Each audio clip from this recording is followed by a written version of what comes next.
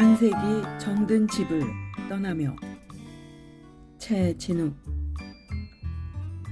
내 인생을 크게 세 단계로 구분지어 볼 때 내가 태어나서 부모님 슬하에 형제 자매들과 철없이 행복하게 살았던 유년기가 첫 단계라면, 불가항력의 전쟁 중에 파란만장한 시간을 피난지에서 살아내던 사춘기 시절이 내 인생의 두 번째 단계라 할 수 있다.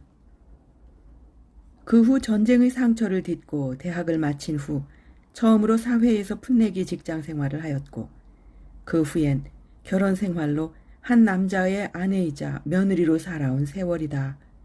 힘든 출산과 양육, 교육의 무한 경쟁 시대를 지나며 나를 완전히 불태우며 소진해버렸던 시절이 있었다. 다시 돌려준다 해도 노 땡큐 라며 손살에 칠 것 같은 시간들. 내 인생의 황금기는 아프고 또 아팠다고 표현할 수밖에 없는 그 시절이 내 인생의 세 번째 단계가 아니었을까. 평생 내 곁에서 나를 지켜줄 것 같았던 사람과의 사별, 제각기 짝을 찾아 뿔뿔이 내 곁을 떠나버린 자녀들. 그들은 내게서 왔으되 내 것은 아니었고, 그들의 행복이 나와 더불어서만 가능하리라던 생각은 얼마나 자기중심적이었던가를 깨닫는데 그리 오랜 시간이 걸리지 않았다. 서교동에 남편이 처음으로 사서 아이들을 키운 그 집을 헐고 재건축하여 산 세월이 50년.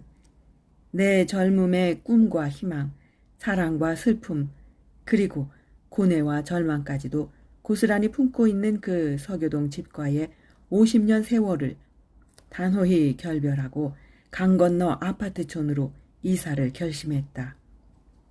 허락받은 노년에 나를 속박했던 온갖 책임과 나를 억눌렀던 보이지 않는 속박에서도 해방되었다.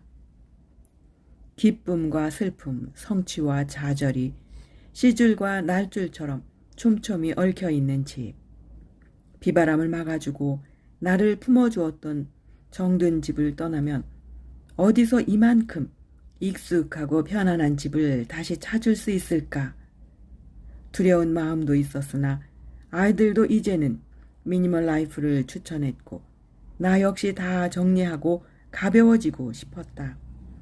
밤마다 아이들의 성장 과정을 담은 사진과 잡다한 상장, 표창장 등을 정리하는데 아이들이 내신이 쌓인 것들도 많았다. 버릴 것을 체크하고 메모했다.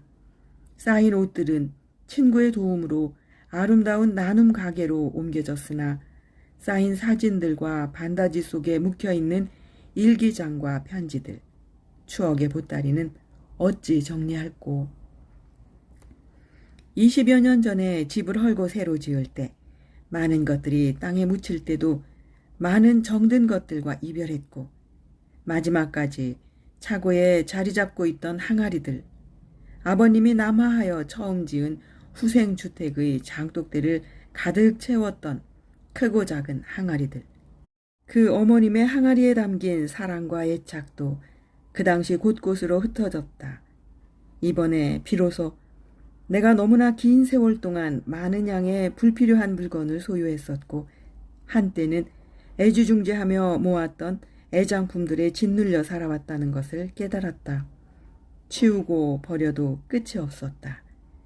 사진을 들추면서 내 아이들의 성장 과정과 희로애락의 역사 한 컷 한 컷이 모두 소중한 추억이었다.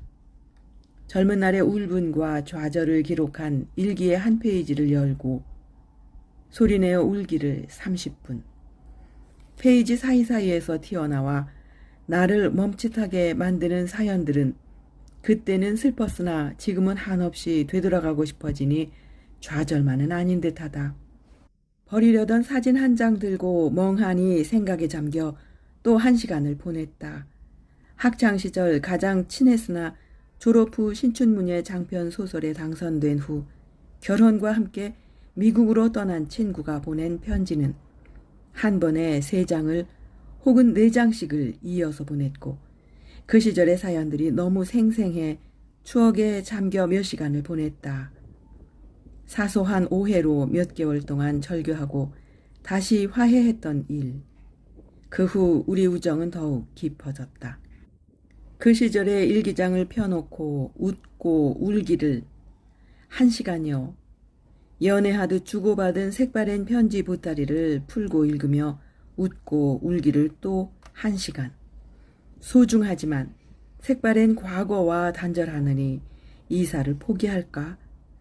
그러나 버리지 않고 이것들을 남겨두고 죽으면 아이들에게 짐을 떠맡기는 거다.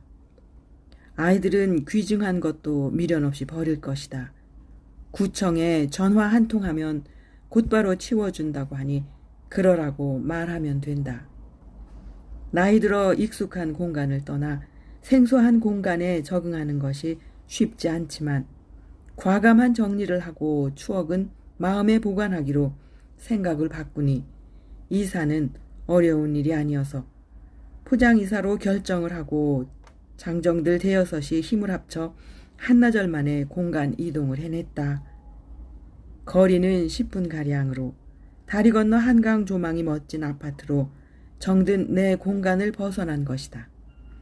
조금 힘들었지만 홀가분하고 감사한다. 여기선 여의도는 물론 영원히 거기에 존재할 남산타워, 잘생긴 바위가 위용을 뽐내고 있는 북한산과 멋진 월드컵 공원을 한눈에 담을 수 있다. 더욱이 밤이면 더욱 아름답게 빛의 향연을 뽐내는 다리가 5개. 이만하면 충분한 대가가 아닌가. 고민한 만큼 보상도 크다. 이사를 하고 나서 세월은 서서히 과거를 지우고 있다. 기억 속의 서교동은 조용하고 정결한 고급 주택가였다. 50년이 지난 지금의 서교동에선 옛 모습을 도저히 찾을 수 없다. 뒷집은 그 당시 대통령의 조카가 살고 있었는데 그분이 최초로 변화의 바람을 몰고 왔다. 바로 옆집을 사서 자신의 집과 함께 헐어서 6채의 고급 빌라를 세웠다. 고급 빌라가 요즘처럼 돈만 있으면 아무나 구입할 만큼 흔하지 않던 시대라 그 아름다운 2채의 집이 헐려나갈 때 동네 사람들은 아쉽고 서운한 마음에 돌 하나, 꽃나무 한 그루씩 가져가 심기도 하였다. 그 후 동네는 급속도로 변화의 물결을 탔다. 우리 동네의 내 집은 다각으로 변모되면서 50채의 새로운 입주자를 맞이하였다. 조용하던 동네는 놀라울 정도로 탈바꿈하여 급기야 홍대 상권이 바로 뒷골목까지 이어졌다. 무섭게 재건축의 회오리 바람을 타니 옛 모습을 지닌 집은 몇 채 안 남았다. 그러나 이건 약과였다. 동생이 살던 벌집 같던 동네는 이름도 멋들어진 디지털 단지로 변화 팽창하면서 아름다운 스카이라인을 뽐내고 있다. 한 시대와 공간을 살아가는 동안 숨차게 변화를 거듭하는 요즘 세태라고 생각되긴 하나 이것은 축복인가? 아니면 재앙인 것일까? 어디선가 비명소리가 들리는 듯하다. 급변하는 속도에서 잠시 비켜섰던 우리 동네는 지금은 홍대 상권의 팽창권 속에 휩쓸려갔고 땅이 작아서 우리가 사려고 했다가 주변이 복잡할 것 같아 피했던 집은 코너라는 조건이 좋아서 어마어마한 빌딩이 되어 그 주변의 가장 핫플레이스가 되었다. 소음의 중심, 네온사인이 반짝이는 젊은이가 사랑하는 이곳. 내가 여기를 떠나기로 한 것은 신의 한 수인가? 아니면 성장을 포기한 어리석은 도망인가? 어찌되었던 나는 반세기가량 살았던 이 집을 떠나기로 결심했고 쇄신의 열풍과 투기 과열에서 벗어나 한강다리를 건너 이미 쇄신이 완성되어 투자 가치의 상승세가 멈춘 곳을 찾아 이사를 했다. 결단을 하고 보니 지난 날들이 그냥 괴로웠던 기억뿐인 줄 알았는데 이리도 소중한 추억이었다는 것을 금년 말에서야 새삼 깊이 느끼게 되었다. 2021년 6월부터 임차인의 주거권을 향상시키고 부동산 시장을 안정화시킨다는 목적으로 개정된 임대차 3법은 치솟는 전셋값을 잡을 수 있을 것이라는 정부의 야심찬 계획이었으나 그것이 나에게 해당될 것이라는 생각은 한순간도 해본 적이 없었는데 예고도 없이 전세 재계약 6달을 남겨두고 한 통의 문자를 받았다. 안녕하세요. 레미안 당산 1층 아파트 소유주 김땡땡입니다. 다름 아니라 2021년 11월 5일까지 만기 시에 집을 비워줄 것을 부탁합니다. 제가 사정상 실거주해야 될 상황이 되어서 참으로 죄송하지만 이렇게 문자로 연락드립니다. 집주인의 문자를 받고 나는 답변을 보냈다. 문자를 받고 통화를 하면서 대책을 강구해 보신다고 해서 전 안심하고 있었어요. 복비로 몇백만 원, 이사비용 몇백, 2배까지. 제가 고작 이만큼 살려고 복잡한 과정을 감수했겠습니까? 레미안에 다른 아파트도 있고 거기로 이사하신다고 들었어요. 그래서 살다가 만약 파신다면 살 마음도 있었어요. 통화 후 한번 찾아오신다고 하셔서 기다렸어요. 몇 년 동안은 팔 수 없으니 마음 놓고 살 수 있다고 하신 약속은 그리 쉽게 깨도 되나요? 제 사정 좀 참작해 주시고 날짜를 그리 겁나게 못 박지 말아주세요. 생전 처음 전세 살면서 너무 기가 막힙니다. 부동산 실책에 대하여 한마디 한다면 국민의 시대를 열겠다고 문재인 정권이 출발한 지 1년이 지나기도 전에 아파트 값이 많이 올랐다. 서둘러 내놓은 정책들만 26번. 그럼에도 불구하고 전세난은 최고, 아파트 수급 지수 최고의 시대에 이르러 국민들은 실패한 정책이 몰고 온 경제 질병을 앓고 있다. 오죽하면 초선 여자 윤희숙 의원이 나도 임차인입니다 라며 내가 해도 그들보다는 낫다는 자신감을 피력했을까. 경제도 규제도 합리화가 필요하다. 내친 김에 윤희숙 의원은 차기 대통령 후보에 이름을 올렸다. 성숙한 지도자는 국가와 국민을 한층 더 성숙하게 만든다. 노래 가사 중에 우리네 헛짚는 인생살이란 구절이 있다. 개인이 헛짚을 수는 있다. 그 피해는 개인에 국한되므로. 그러나 한 나라의 대통령 무게는 차원이 다르다.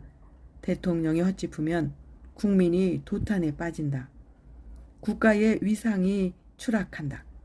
상식에 통하지 않는 노동시장을 교란시킨 귀족 노조에 휘둘리고 소득주도 성장으로 나라를 말아먹고도 여전히 아마추어 추종자들만 바라볼 것인가. 내 집 마련에 좌절된 꿈에 울부짖는 서민의 호소에 귀를 기울여야 할 것이다.